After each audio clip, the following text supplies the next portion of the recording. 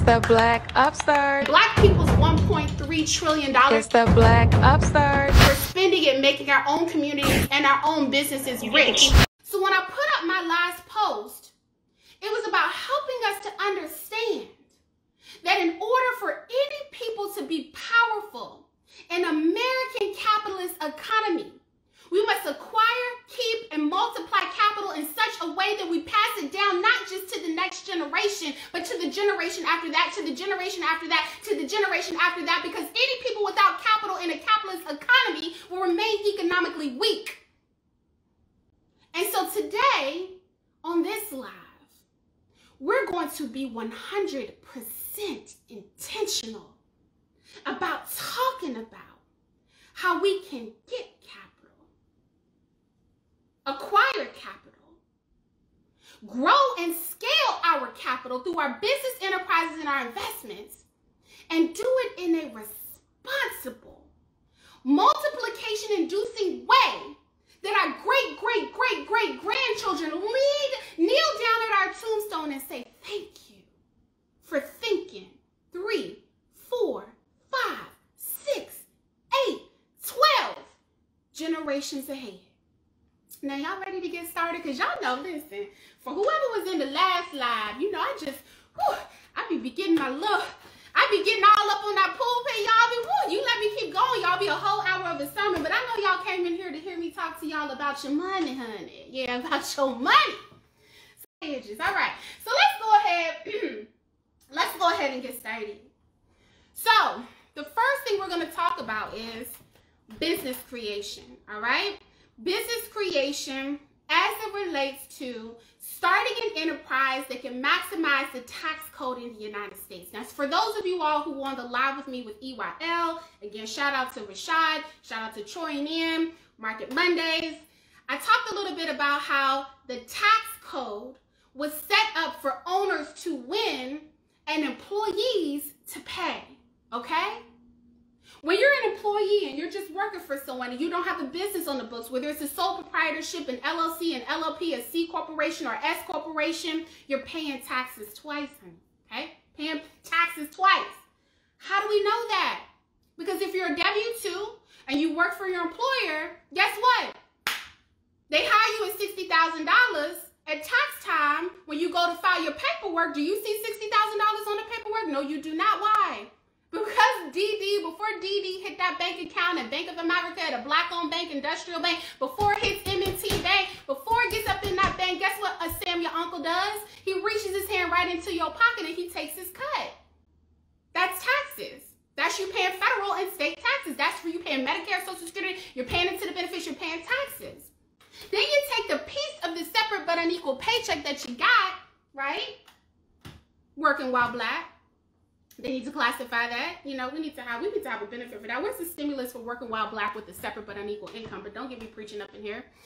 So you take what's left of your check, and when you go out, right? When you go out there and you buy your groceries, right? You go out shopping, you paying for a vacation, right? You paying for cable, you paying for Verizon. Guess what else you're paying? You're paying taxes again. Employees get taxed twice at least, if not more. When you're an employer, you're able to take some of the expenses that you would have incurred already as an individual and write them off through your enterprise. Now, there are certain types of businesses that you can start as an entrepreneur. But what I want to do is I want to contextualize it in present day. Because general advice, though useful, doesn't prepare us for the times that we're operating in today. We're in 2021. It's January 6, 2021. We have a new administration coming in within the next 2 weeks. And what's anticipated with the Biden-Harris administration is that there's going to be a third stimulus that's well-resourced because of Biden and Harris' economic agenda can now pass through a dim majority in the House and a dim majority in the Senate. And so that means is that this third stimulus, there's going to be a third tranche of financial resources that are flowing to taxpayers that are W-2s, and there's going to be a chunk of money that's flowing to the 1099s, right? The Schedule Cs, all right? Flowing to the entrepreneurs, flowing to the independent contractors, and we want to make sure that when we're talking about benefits like the Economic Injury Disaster Loan, the Paycheck Protection Program, the Ownership Compensation Replacement, right? When we're talking about the benefits that are available to businesses, that you are primed to get that third tranche of money. All right, whether you started your business yet or you plan to start your business later. And so my recommendation is for you to, if you have your $600, now granted you're going to make whatever decision that you want. My recommendation is you can operate your business as a sole proprietor. And operating your business as a sole proprietor simply means that you woke up today and you decided to sell something, and God willing, somebody decided to buy it from you. All right, so you're in business because you're selling something that people want to buy. Anyone who's ever been to a class of mine, I say this: if you're selling a product or service that nobody wants to buy, you do not have a business. You have a hobby, okay? Hobby. Gotta clap when you say it. I recommend that you start an LLC, though. So that's a sole proprietorship. When you go into business and it's unregistered and you don't have any paperwork on file with the state, with the exception of your DBA, which is doing business as, okay? I recommend that you get an LLC for several reasons. Yes, you can do business as sole proprietors. Yes, there are benefits available to you as a sole proprietor. So that means you're doing business. What you're doing is you are earning income. You're depositing it into your personal account. And when you incur expenses, you're paying it out of your personal account. What's also coming out of your personal account is your rent, your mortgage, your cell phone bill, your light bill, your water bill, your retail bill, your boyfriend's shoes. Okay, not your boyfriend's shoes. Okay, your girlfriend's hair. Okay, maybe not your girlfriend's hair. We ain't gonna get there. That's your personal business, okay? But that's all coming out of the same bank account, right? And if something happens, if you incur any type of legal charges, right? So like if you braid your hair, you snatch that edge out, listen, it might just be a little, it might be some issues. You know, as women, we work hard on getting and keeping our edges, right? Or you a cook, you know, you cooking food, people are coming over to get your fried chicken. Okay, we're going to be healthy this year. They're coming over here to get your plantains, get your cabbage, get your veggie rolls, right? One day you accidentally roll up a spider in there. I'm not trying to say nothing about your house. I know your house is clean, but the spider, you didn't see it. It got in there. 8 legs, it's in your veggie roll, and now it's in somebody's stomach, and now they have you in court. If they sue you, they will come after every single asset, every single piece of coin, every single piece of cash in your personal bank account. Because the sole proprietor is an unregistered business. The government does not recognize you as an individual, and you is how you do business. Even if you have a DBA. Doing business as just means that people don't write checks to Professor Keys, right? People write checks to Professor Keys' company, all right? So my recommendation is that you start an LLC. We're going to talk a little bit about why that's important and why I think that's significant, especially as it relates to doing business with kinfolk, sometimes with skinfolk, depending on how they act. We all have an Uncle Nuck in our family. We want to do business with him, but he still owes us $30 from 25 years ago. Uncle Nuck needs to sit down somewhere, count his pennies, put it in my account. So we're going to talk about that. LLC, limited liability company, all right? A limited liability company. What that allows you to do is to start a business and separate the liability that your business may incur through operations. It allows you to separate that from the liabilities you may incur as an individual, as a person. So if you get in a car accident, the person might sue you, but if you're in business and you have the spider veggie roll, then people will sue your business, right? Your business got $200 in the bank account, take the $200, sweetie. I still got $5,000 in my personal account. What's good? I'm cooking a veggie roll tomorrow, new LLC, okay? So like, it allows you to start your limited liability company, all right? So the reason why I brought this up is because LLCs cost different amounts in different states. The most expensive 2 states for you to file your LLC in is Nevada and California. Shout out to the West Coast. Y'all are expensive, all right? I went ahead and did my research and saw that it's a $70 filing fee in California and an annual fee of $800 to maintain the LLC. That's steep. And for a lot of entrepreneurs, $800 can mean the difference between paying rent or starting a business, okay? The $600 can help reduce that, okay? You got Nevada. Shout out to Nevada. When I go there, y'all, I be like, whoo, child. I like to keep my house on 80, so if you're a cold-natured person, you don't want to find yourself up in here because it be summer, 80 degrees. I be in here, toes up on the couch, sitting there with a little tank top on. Listen, chilling. Grandma should keep her house on 85. When I go over there, I tell her it's hot. She'd be like, girl, you going through the change. Grandma, no, I'm not. I'm not. I'm still a young woman. Still got babies to have. Anyway, that's a different story. Nevada, $425 filing fee if you're in Nevada. But it has an annual fee of $350 to maintain your LLC. These are the most two expensive states to file your business in initially, and also to pay the annual fee to keep your LLCs current. So if paying for the LLC is expensive to you, this is a way for you to reduce the amount it takes for you to register with your state. All right? So what are the two most inexpensive states? Because I know that question is coming too. All right. Yes, $425, Nisha. I know, child. I looked at it. I had to double check it. I was like, ooh, child, California and Nevada. Y'all must be balling out of control over there. The two least expensive states are Arizona and Missouri. And the reason why I pulled these states out is it costs less than $100 to file for your LLC. And you're able to maintain it annually at $0 if you accept their state tax benefit. Okay? Now, usually a tax professional is going to recommend that you file your LLC paperwork in Delaware because Delaware has really good tax laws. But again, we want to make this information applicable to what's happening right now today. The reason why I would recommend during this time that you file your LLC paperwork in the state in which you reside, even if you live in expensive California and expensive Nevada, is because there's a benefit available to minority businesses through the stimulus number 2, which says that $25 billion will flow to community development financial institutions, which are going to use that money to provide low or no interest loans to Black entrepreneurs and minority entrepreneurs, and also grants, okay, to Black entrepreneurs, minority entrepreneurs. Why is this significant and important? Because community development financial institutions were designed to support the businesses that reside in their state or in their city.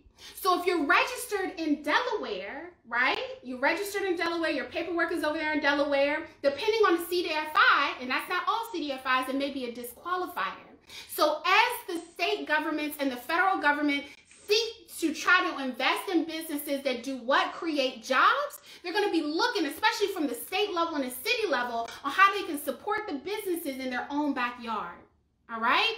You can always change in what state your business is registered, but that would be my recommendation if you're seeking to get this $25 billion. Another reason why this is important, before Kamala Harris became the vice presidential elect, shout out to Black women, right? We're not magic, but we are still exceptional. Come on now. Magic to me implies that it's some abracadabra. No, sweetheart, we are real. We are real. We are here. And we are doing amazing and exceptional things every single day. Black men too. That's why Black men need Black women, and that's why Black women need black men. That's why Black children need Black men and Black women and Black families. But that's another lie for another time. I'm saying this because I was working with Kamala, and one of the things that Kamala was working on before she became vice presidential elect is that she was working on a plan, some legislation to introduce, where she would provide up to $500,000 in grants, not loans, but grants, to Black-owned businesses and minority-owned businesses that exist across the country. Now, this is when she was a senator. Now she's a vice president. And the way that her influence is set up now, y'all, come on. You see how, gotta put you in places and spaces, right? Look, you set up your plan. Look, her plan was to get reelected in the Senate. Listen, God said, but God said, come on, you put a button God after it, anything is possible. No, sis, we're going to put you in the vice presidential elect. Come on now. Well, that's another laugh for another time. But if that was her plan before she was vice presidential elect, what do you think her priorities are going to be when she's sure that there's a majority Democrats in the House, majority Democrats in the Senate? Okay? Now, someone said, well, how does credit? Tell me a little bit about credit. Does credit matter with CDFIs the same way that credit is mattering with the Economic Injury Disaster Loan and the Paycheck Protection Program? CDFIs were designed to help Black-owned businesses, minority-owned businesses, small businesses that generally cannot get loan capital from bigger banks.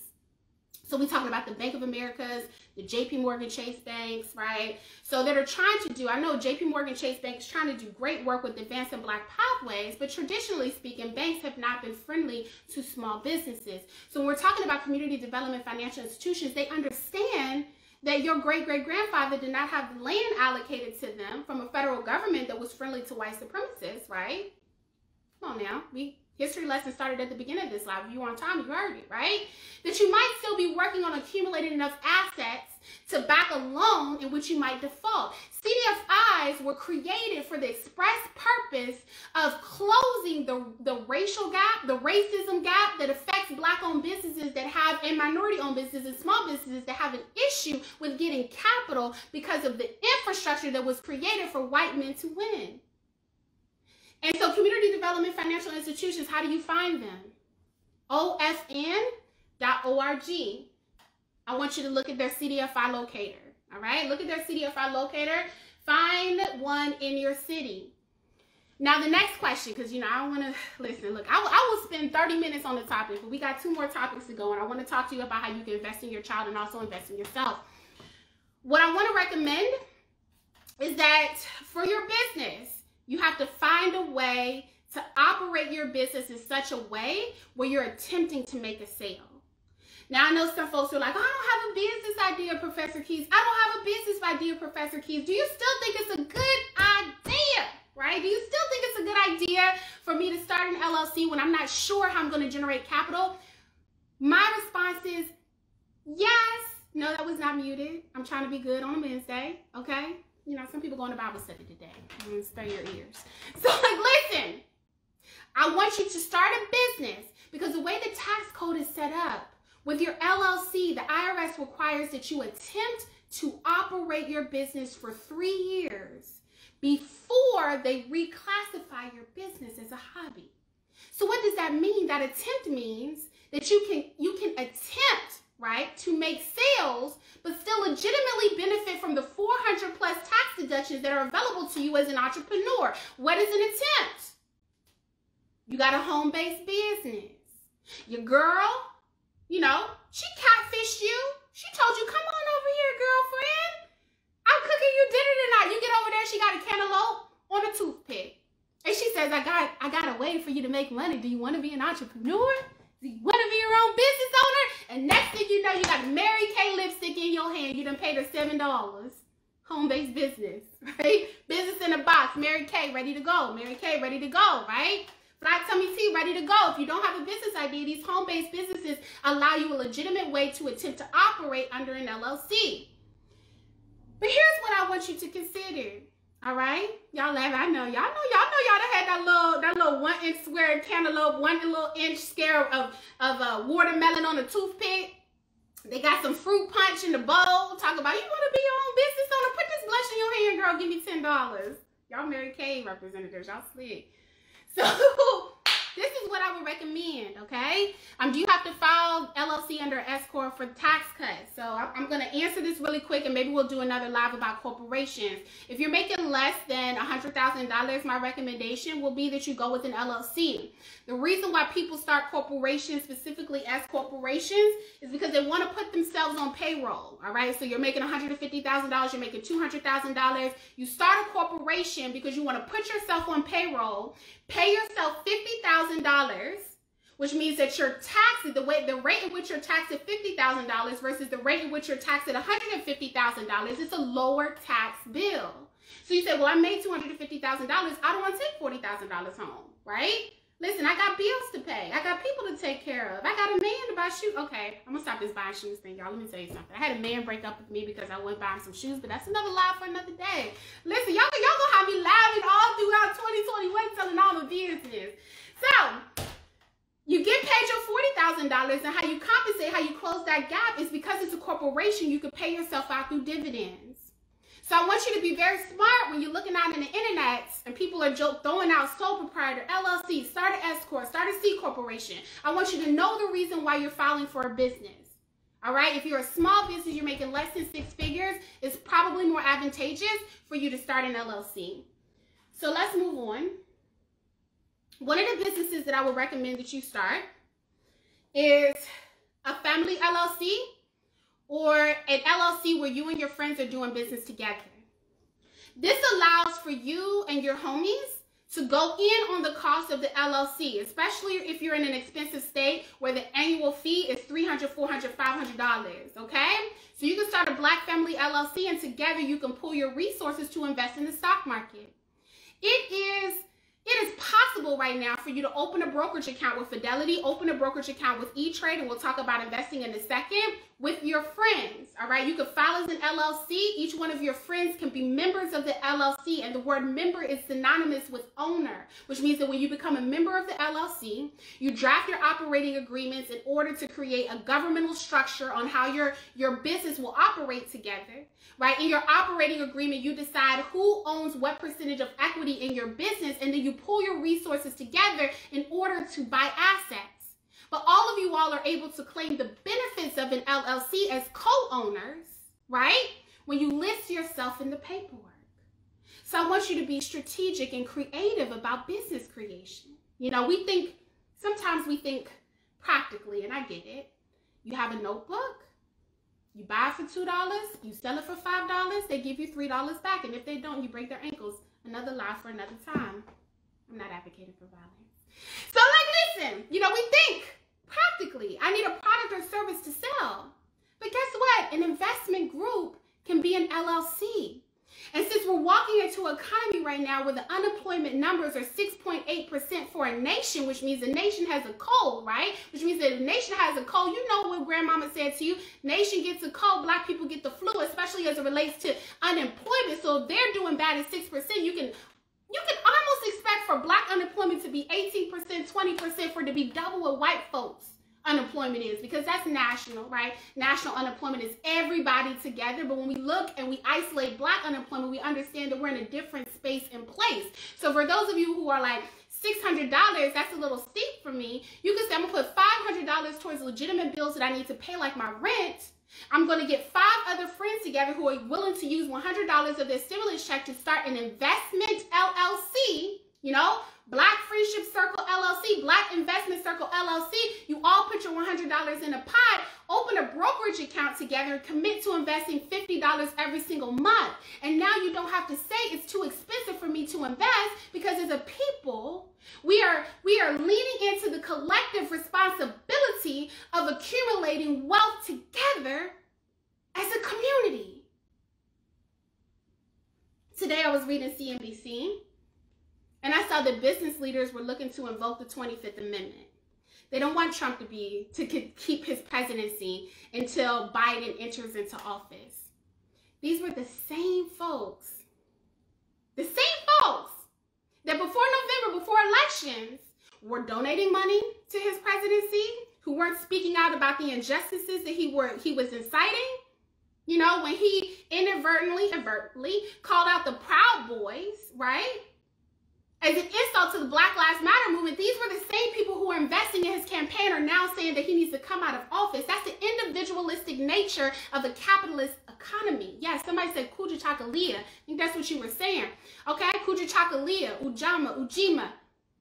These are principles, okay? Principles that we must learn as a people. Now, wealth creation should never be a solo sport, because when we just do business for ourselves, when we just go out and get cash flow for ourselves, what we're saying is that we're pursuing paycheck without purpose. In order for generations ahead of you to benefit, your purpose must be higher than yourself. And when your purpose is higher than yourself, that means that your purpose is on the other side of serving other people. If you're going to serve other people, include other people with you. Now vet them, but you don't have to start an LLC by yourself. You don't have to come up. You can choose the sea of collaboration over the sea of competition. And yes, lean into the sea of cooperative economics. Come on now, y'all gonna get me all up in another sermon. I'm over here trying to teach. So I want you to consider that, okay? The last thing I'm gonna talk about, because I know there's been a lot of questions. I know there's been a lot of questions about stimulus number 2.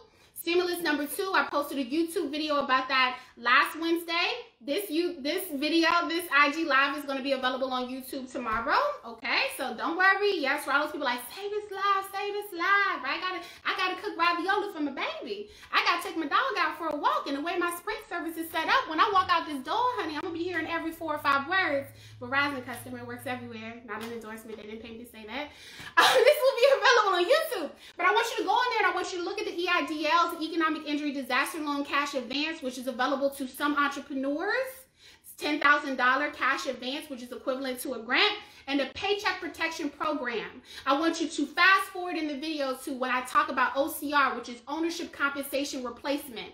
For those of you who have open businesses before February 15, 2020, Paycheck Protection Program, or January 31st, 2020, that's for the Economic Injury Disaster Loan, you could be eligible for up to $30,000 in benefits simply because you're a business owner, and now the federal government is prioritizing them getting the money in your hands so that you can pay yourself ownership compensation replacement, or you can pay the contractors and the employees who were working for you. Okay, so go find that live. We spent an hour and a half talking about that. All right, benefits of being business owners. If you haven't started your business yet, it's not too late. Stimulus package number 3, we don't know what the requirements are, but moving into a new economy, I'm hoping that they create space. I'm hoping. So I know how people can misconstrue words. They have not said anything about stimulus 3. I'm hoping that they create a provision for business owners who want to start enterprises, or aspiring business owners that want to start enterprises that capitalize off of the new economy. Y'all have a good night. Thank you so much for your time. Look forward to seeing you tomorrow. Bye-bye.